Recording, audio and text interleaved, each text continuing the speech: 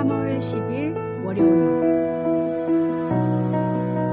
가장 낮은 곳에서 피운 꽃.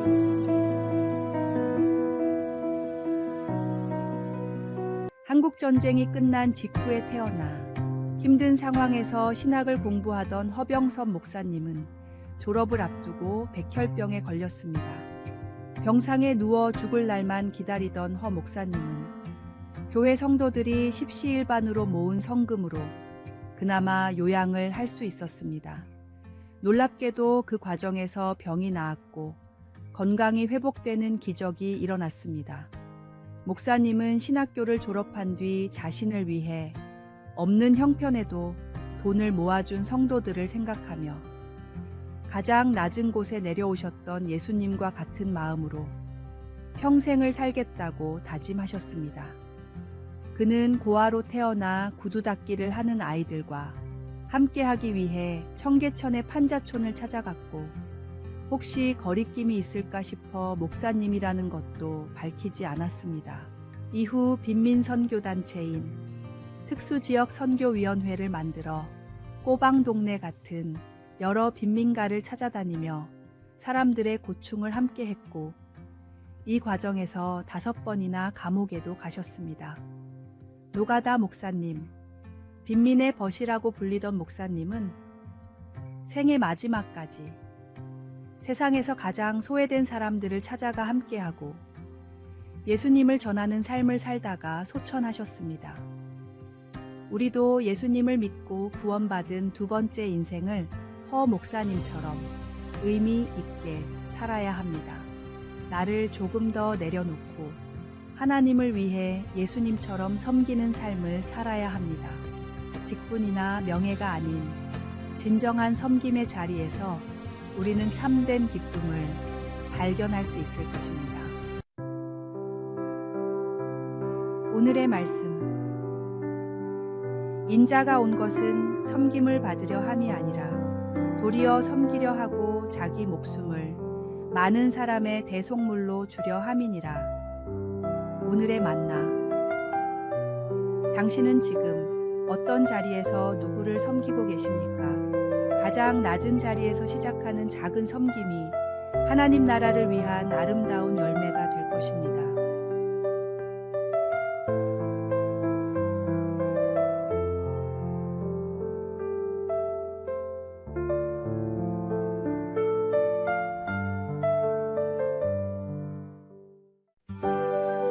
(3월 11일) 화요일. 불평이 부른 비극. 숲속에서 닭과 쥐 그리고 토끼가 함께 살고 있었습니다. 세 동물은 각자 잘할 수 있는 일들을 맡아서 했습니다. 토끼는 요리를 하고 쥐는 물을 길어왔고 닭은 땔감을 모았습니다. 평화로운 생활이 이어지던 어느 날 땔감을 줍는 닭에게 까마귀가 날아와 말했습니다. 바보같이 왜 혼자 가장 힘든 일을 하고 있니? 나라면 땔감을 줍지 않고 편하게 물을 길어 올 텐데. 이 말을 들은 닭은 집으로 오자마자 자기 일이 가장 힘들다고 불만을 털어놨습니다. 결국 닭의 제안으로 서로의 담당이 바뀌었는데 나무를 하러 간 토끼는 늑대에게 잡아먹히고 물을 뜨러 간 닭은 부리로 물통을 제대로 들지 못해 물에 빠져 죽고 말았습니다. 쥐는 부엌에서 기다리다 못해 혼자서 땔감도 구하고 물도 기르려 했지만 결국 과중한 일로 인해 굶어 죽고 말았습니다. 페르시아 사람들은 이 우화를 통해 불평 한마디가 때로는 평지풍파를 일으킨다는 교훈을 가르칩니다. 작가 라이트는 불평과 잔소리를 한마디씩 할 때마다 당신의 가정은 무덤으로 들어가고 있다라고 했습니다. 불평은 가정뿐만 아니라 직장, 교회, 어느 곳에서도 유익을 가져다 주지 않습니다. 오히려 불평은 공동체를 무너뜨리고 관계를 깨뜨리는 독과 같습니다. 정말로 어렵고 억울한 상황이 찾아온다 하더라도 불평하기보다는 성령님의 인도하심을 더욱 구하십시오. 주어진 상황에서 감사할 것을 찾고 맡겨진 일에 최선을 다하는 것이 우리가 가야 할 길입니다. 불평 대신 감사로, 원망 대신 기도로 채워갈 때 우리의 삶은 더욱 아름답게 빛날 것입니다. 오늘의 말씀. 모든 일을 원망과 시비가 없이 하라. 이는 너희가 흠이 없고 순전하여 어그러지고 거스르는 세대 가운데서 하나님의 흠 없는 자녀로 세상에서 그들 가운데 빛들로 나타내며. 오늘의 만나. 오늘 당신의 입술에서는 불평과 감사 중 무엇이 더 많이 나왔습니까? 불평은 우리의 영혼을 메마르게 하지만 감사는 우리의 삶을 풍성하게 합니다.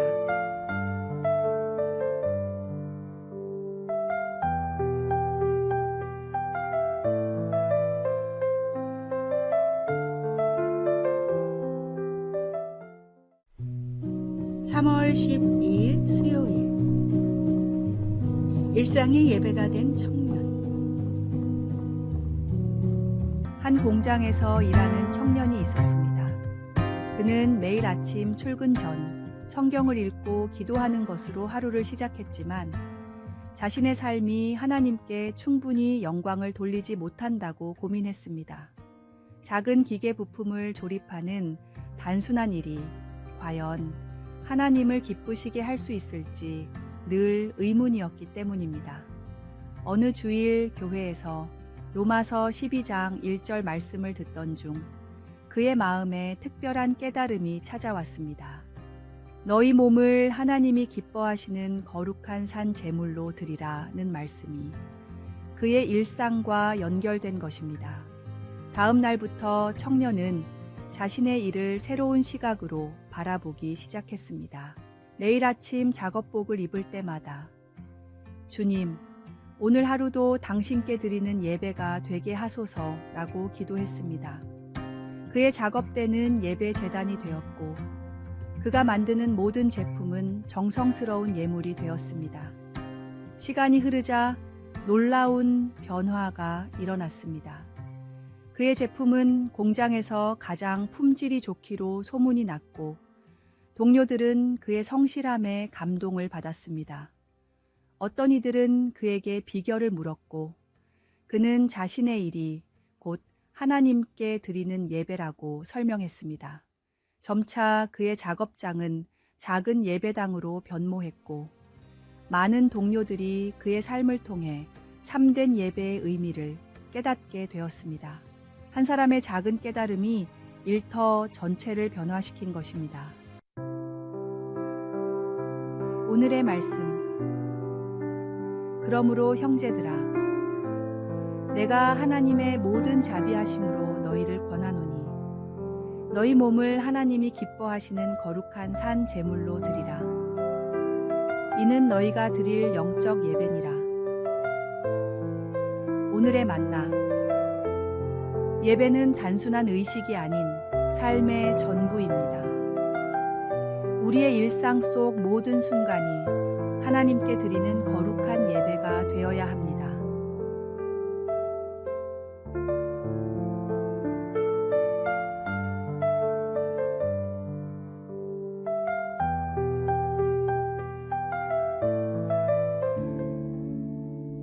(3월 13일) 목요일. 열판의 기적.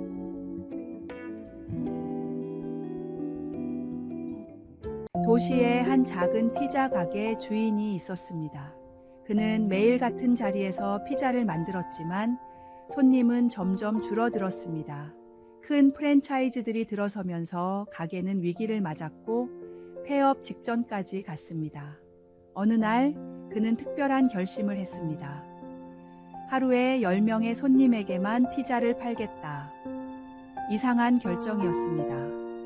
하지만 그는 매일 아침 일찍부터 가게 앞에 오늘의 피자 10판 한정 판매 라는 팻말을 세웠습니다. 첫날은 아무도 오지 않았고 이웃 상인들은 그를 비웃었습니다. 그는 포기하지 않고 매일 새로운 레시피를 연구했습니다. 실패작은 노숙자들에게 나눠주었고 그들의 솔직한 평가를 들었습니다. 한 달이 지나자 소문이 나기 시작했습니다. 저 가게 피자는 하루 10판만 만드는데 먹어본 사람마다 특별하다더라. 3개월이 지나자 새벽부터 줄을 서는 사람들이 생겼습니다. 6개월이 지나자 SNS에서 미스터리 피자로 유명해졌습니다. 사람들은 오늘은 어떤 피자일까 하는 기대감에 줄을 섰고 맛본 이들은 평생 잊지 못할 맛이라고 했습니다. 그의 비결을 물어보자 그가 웃으며 답했습니다. 매일 10판만 만들겠다고 결심한 건 포기하지 않기 위한 작전이었죠. 100판을 대충 만들 수는 있지만 10판에 모든 정성을 쏟으면 반드시 누군가는 알아준다고 믿었거든요. 제한된 수량이 오히려 저를 완벽에 가깝게 만들었습니다. 오늘의 말씀. 다만 이뿐 아니라 우리가 환난 중에도 즐거워하나니 이는 환난은 인내를, 인내는 연단을, 연단은 소망을 이루는 줄 알미로다. 오늘의 만나. 인내는 결코 멈춰 있는 것이 아닙니다. 한계에 부딪힐 때마다 새로운 길을 찾아내는 지혜이며 그 과정에서 피어나는 희망입니다.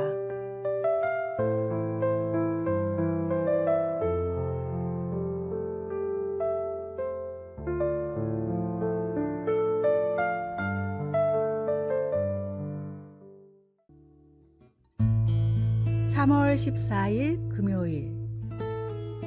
잊을 수 없는 생명의 은혜. 가재를 잡으러 남목산 계곡으로 떠난 3명의 아이들이 있었습니다. 이른 아침에 나간 아이들은 저녁이 돼서도 돌아오지 않았고 아이들의 부모님들은 바로 실종 신고를 했습니다. 경찰과 더불어 온 마을 사람들이 나서서 산을 뒤졌지만 아이들은 흔적조차 발견할 수가 없었습니다. 그렇게 무려 28일이 지났고 공식적인 수색도 끝났으며 아이들의 생존에 대한 가망이 점점 사라져갈 때였습니다. 약초와 나무를 캐러 남목산을 오르던 할머니들이 가늘게 들려오는 살려주세요 라는 소리를 듣게 되었습니다. 서둘러 소리가 나는 곳으로 가보니 앙상하게 뼈만 남아있는 아이 3명이 누워서 내는 소리였습니다. 아이들은 골짜기에 갇혀 빗물을 받아먹고 겨우 살아있었지만 힘이 빠져 제대로 구해달라는 소리를 내지 못했습니다. 다행히 할머니들의 발견으로 3명의 아이는 구조되었고 다시 건강을 회복했습니다. 부모님들은 감사의 마음을 담아 큰돈을 들였으나 할머니들은 아이들이 무사한이 됐다며 고사했습니다. 아이들은 할머니들에 대한 은혜를 잊지 않았습니다. 성인이 되어서도 매년 명절마다 찾아가 인사를 드렸고 할머니들이 모두 세상을 떠나실 때까지 한 번도 빠지지 않고 찾아갔습니다. 생명을 구해준 은혜는 절대로 잊을 수가 없기 때문입니다. 우리도 마찬가지입니다. 죄로 인해 영원한 죽음 앞에 놓여있던 우리를 구원하신 하나님의 은혜는 얼마나 크고 놀라운 것입니까? 내게 베푸신 하나님의 갚을 길 없는 구원의 그 은혜를 기억하며 매 순간 보답하는 삶을 사십시오. 오늘의 말씀. 내게 주신 모든 은혜를 내가 여호와께 무엇으로 보답할까? 내가 구원의 잔을 들고 여호와의 이름을 부르며. 오늘의 만나. 오늘 당신이 누리는 모든 것이 하나님의 은혜임을 기억하십시오. 그 은혜에 감사하며 살아가는 것이 우리가 할 수 있는 최선의 보답입니다. 구원의 은혜를 잊지 말고 매일 새롭게 감사하십시오.